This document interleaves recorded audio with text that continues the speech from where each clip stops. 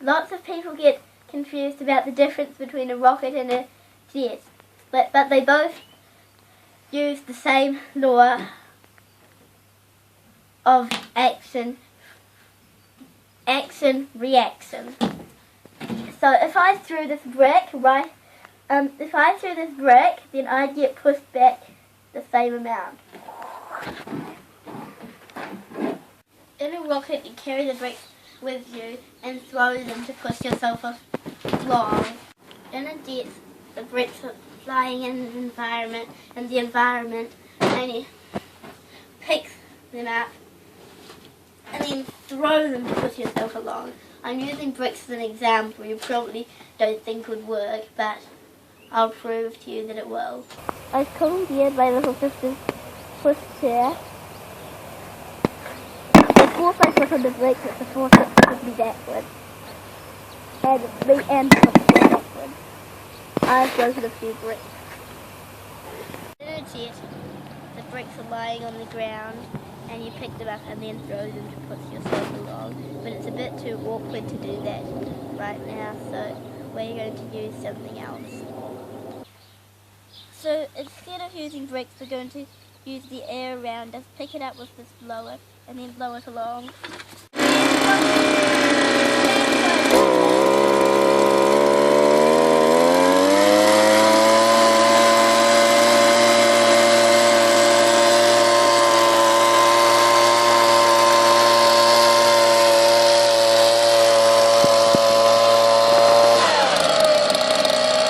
Brick rockets and leaf blower jets don't work very well, but you can make a solid fueled rocket at home that actually works quite well.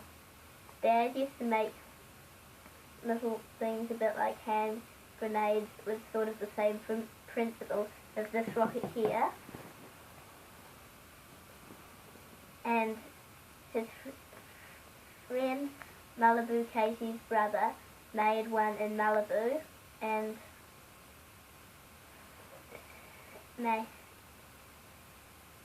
when the bomb squad came and told off his parents. So here's the solid fuel here. We're going to use a match, although we're just going to use that red bit on the end. We'll take this away out. So there's the pressure here, and the only way it can get down is out here. So the pressure goes, and then this one goes, and then this one goes, and this one probably goes something like. But if that pressure gets too high, then it goes like this,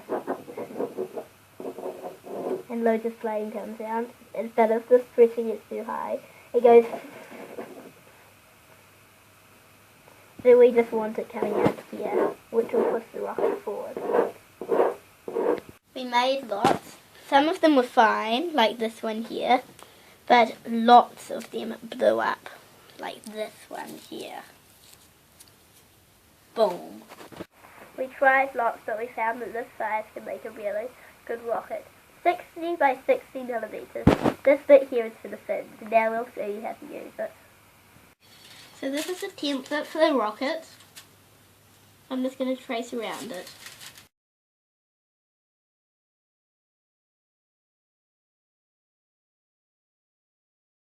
There we go. So it's traced around.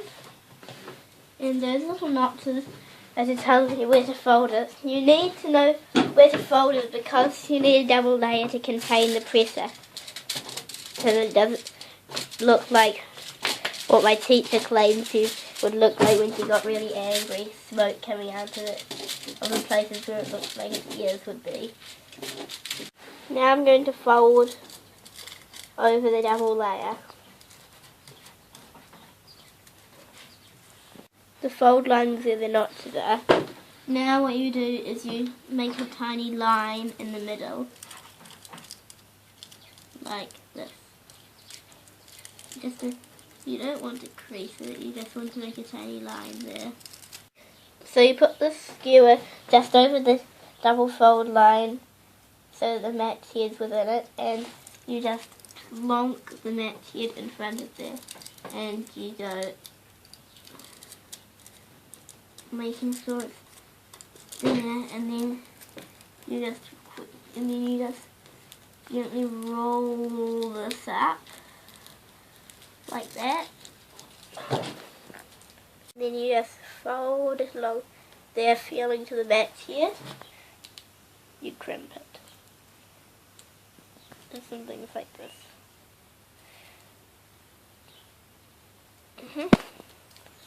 Let's see whether it works.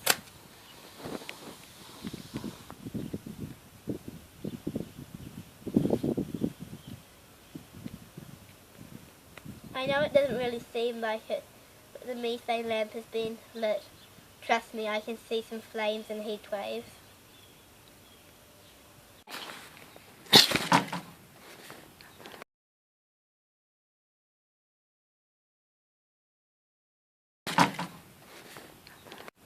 You can make fins for these rockets. Our best rockets had fins.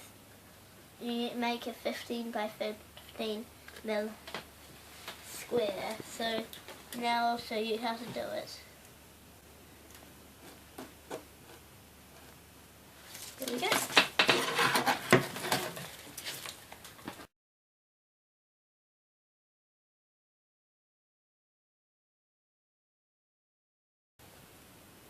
So after you've cut out the square, you fold it in half on a diagonal, like that.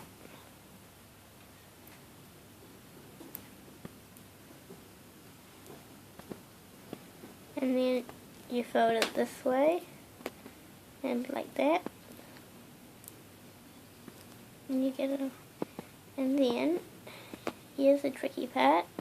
You pinch these two corners here, and then you and then you pull these out a bit, and you need to sort of find the line that in my case has nearly disappeared. Pinch them and then squat it in, like that. And so here's some fins, and then you fold it that way. You get some scissors and just chop off the top. And that's how you make the actual fins. And now I'll show you how to attach it to a rocket. So here's the finished fins. You just remove the backing tape, slip them up the stick, and put them on the rocket like this.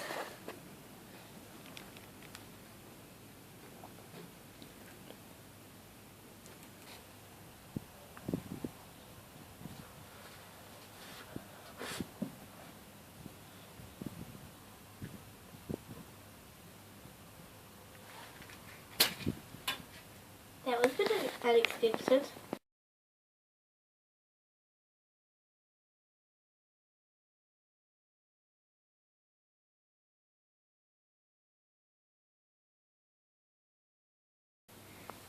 If you try this at home, remember to wait until it's a rainy day to do it.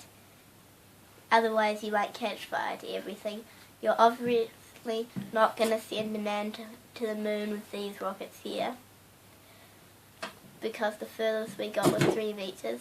If you can get further than 3 meters with one of your rockets, please contact her. See you next week!